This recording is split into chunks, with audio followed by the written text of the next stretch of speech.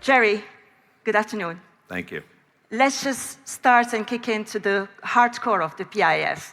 The PIF, it started to spin the economy of Saudi Arabia. And the whole process focuses on boosting the non-oil economy and the diversification with a great deal. Now, the size of the non-oil economy stands by 2022 at 163 billion US dollars, aiming at reaching 1 trillion by 2030. The growth at non-oil economy level, it's around 4%, probably 5% by the end of 2023. And my question to you, what is PIF doing to boost this very, very important dynamic in the economy? Thank you, Fatima. It's a pleasure to be here. The PIF has been assigned 13 priority sectors as part of Vision 2030.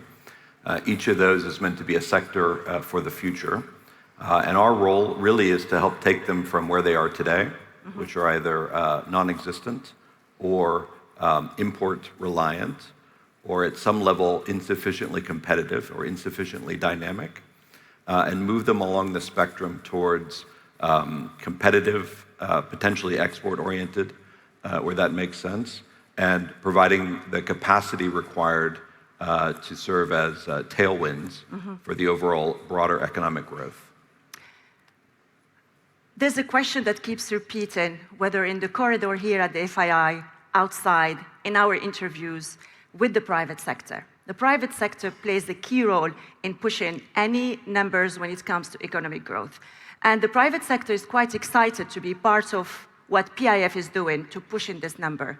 But the sentence that keeps repeating is that the private sector needs projects with numbers that can be digested and can open up an attractiveness to them in terms of IRR or any other numbers, and be part of what PIF is doing. So where does PIF stand when it comes to attract more private sector into this? So we play 4 roles, and there's an element of private sector required engagement in each of those. I'll describe each role. So the first is we're an investor. The second is we're a creator. The third is we are a localizer. And the fourth is we are a catalyzer. And in each of those, there's an important role for the private sector. As an investor, we own companies. We're not a development bank. We don't write policy. We own and as a shareholder, exercise our rights on businesses who are the vehicles through which we play our part in pushing these 13 priority sectors from where they are today to where they need to be. And we do that through companies, in part because companies have capabilities to partner with the private sector, both locally and internationally. They also have feedback loops, so you know whether or not they're doing well. And finally, they allow you to reduce your ownership over time. You know, as we de-risk sectors, and these companies become investable by capitalists, then we invite them to come in and we take the funding we release from that and we go do the next job in the economy. As a creator, if there are sectors that are nascent, there's no companies to own today, so we create them. And we do that in a variety of sectors that are strategic to the kingdom. As a localizer, and by the way, in those sectors, the goal is really to de-risk the sector, to make it investable by the private sector. That's why we stand up those companies. But do you have an example? Certainly. I think tourism is actually a very interesting example. So in tourism, we essentially did not have a tourism industry in the past. And we have quite a very, very much green shoots in that today. That requires built environments in order to provide the goods and services that tourists need. So if you want people to spend money on sports, if you want them to come into the country and see the natural beauty, if you want them to attend an opera, all those require a built environment. For an opera, you need an opera house. For tourism, you need resorts, etc. So we're doing a lot of the heavy lifting through our Giga projects to create those built environments. but they're really the first step in creating an ecosystem of goods and services that will be provided by the private sector. Another sector which probably Saudi Arabia owns a competitive advantage over, and it's the industry. We cannot deny that the economy here, or the Saudi economy, is still an oil-driven economy. And the first sector that comes in mind is the industrialization. So I want to hear from you, what is PIF's story when it comes to this journey? Because this is a very important sector, sustainable, and also probably easier to lift, because at the end of the day, we start from oil economy. It is very important. We discovered oil 85 years ago, and we have a very healthy sector in that front. SABIC was started in 1976, and it's now the fourth largest petrochemicals player globally. But we did not have an industrialization drive in the rest of the economy, and so we're really driving that now. Some of the sectors that we're doing that in are sectors that have historically been 100% import-driven, automotive, aerospace, defense, et cetera. And so our job is to stand up the OEMs, the original equipment manufacturers, at the end of those value chains, and then send a demand signal so that we bring in supply chains over time. Here, we're going to spend some time in this sector. Could you please share with us what is being done on the ground in terms of data, also targets? Because the government is very much taking this sector very seriously, and we've heard about many initiatives that have been thrown into making them happen on the ground. The latest one was a program of about $260 billion US dollars. Where do you stand now? I mean, can you give us an example, put us in the loop when it comes to how PIF is working in developing the sector? I said there were four roles we play. The fourth is catalyzer. PIF is responsible for about 1/4 of the total investment that's meant to be mobilized through Vision 2030. So there's very important roles for the private sector, and there are a series of programs in place. Shariq, for example, is a major one of those that are designed to enable investment across the entire Saudi ecosystem. On the industrialization side, there is a local content objective that is meant to, over time, replace things we import that we could build locally. That will create enormous amounts of manufacturing opportunities within the kingdom. We are just at the beginning stages of that. The local content targets set for the PIF and the broader economy are 60%. The PIF today is at 47%. A big initiative around that is in the building materials and the whole construction value chain, where we historically have had around 1/3 local content, 2/3 imports, whether it's goods and services. So whenever you spend $1 billion on construction in the country, 2/3 of that flows out. And so capturing more of that value, creating opportunities for local businesses to become suppliers of goods and services is a key priority. Mm-hmm. If you are doing a presentation today, and whoever is sitting in this room is part of the global community, global businesses, interested of being a partner or a key partner with the Public Investment Fund, what would you tell them? Well, Vision 2030 is a national project, but it requires global engagement. Capital, whether it's intellectual, financial, or human, is required to deliver on this program. So we have been laying a lot of the groundwork that's required. The government is doing a lot of work on policy, regulations, trying to make the environment fit for purpose. And then all of those who are building things, like PIF, have been putting a lot of the planning and design work and stages have been done, and now we're building the infrastructure.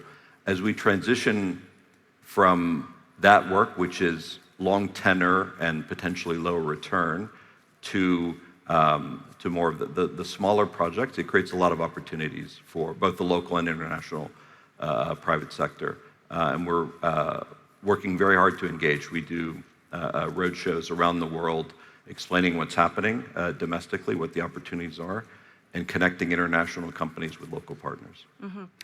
I'm probably going to pick up on my first question again. If the private sector is demanding key data or numbers that they can digest within their teams to make or see any attractiveness of a project that they can enter with PIF, the global community would ask probably for that and even more. So what would you tell them? And what are the sectors that are opening doors for projects that can be attractive for the global community, and also they can see returns if they committed to any projects on the ground in Saudi Arabia?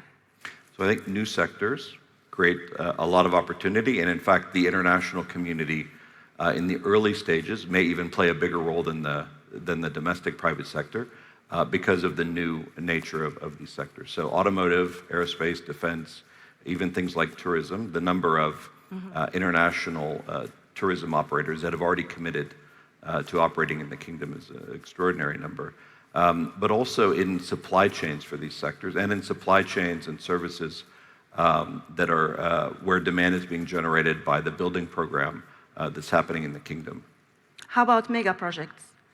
So the giga projects are, the international community is actually already actively involved in many of these in different stages.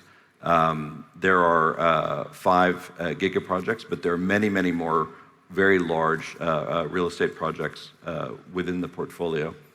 Each one of those is at some stage of transitioning from planning and basic infrastructure to more kind of starting to build vertically.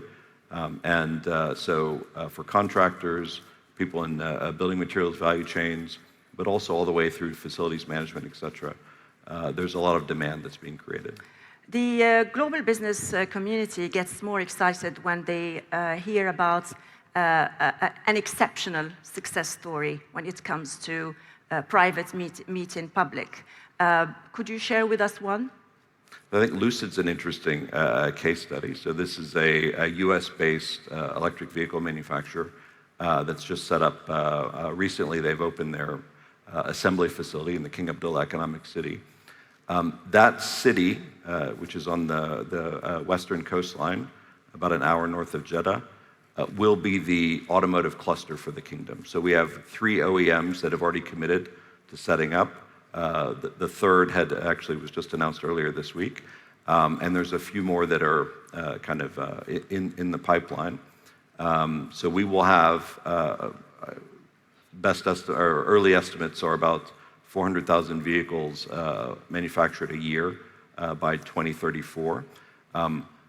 The supply chains, the tier 2 and tier 3 suppliers to those, we're now building out the infrastructure to serve them.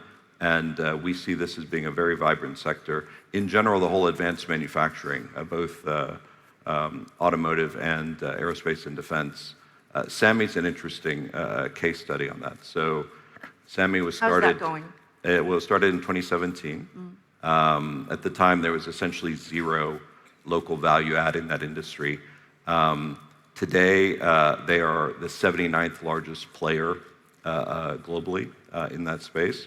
Embraer, the Brazilian aviation player, is number 100. So that gives you a sense of how much traction they've made.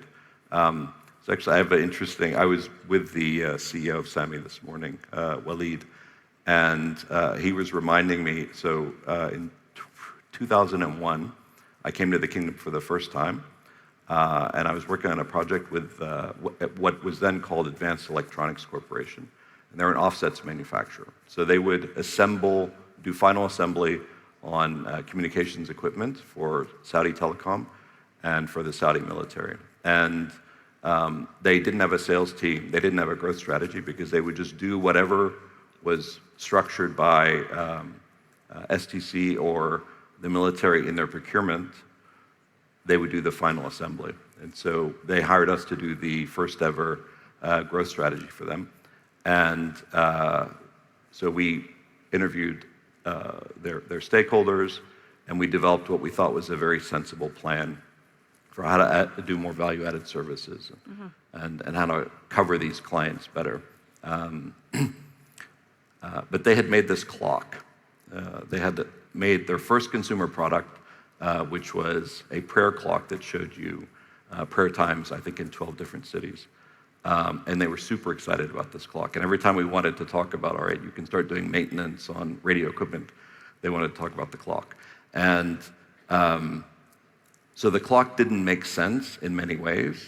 And we eventually, after I think 2 months, convinced them the clock wasn't the future. I ran into the CEO about 10 years later on a plane, and he pulled out the final document from that project. Yes. He went through every bit of it. They had done everything. They'd over-delivered. But he was still upset about the clock. I'm a little bit upset about the clock, to be honest with you, because I think that was the spark of trying to do something new and different. Mm-hmm. I actually wish we had incorporated that into it. But it gives you a sense of the untapped creativity and the desire to grow these. We're going to remain at the clock because the clock is ticking, and yes. We are already 2 minutes, and people are pushing me to wrap up this session. Jerry, Todd from the PIF, thank you very much. Thank you for watching us, whether you're here or online. Thank you. Thank you very much. Thank you.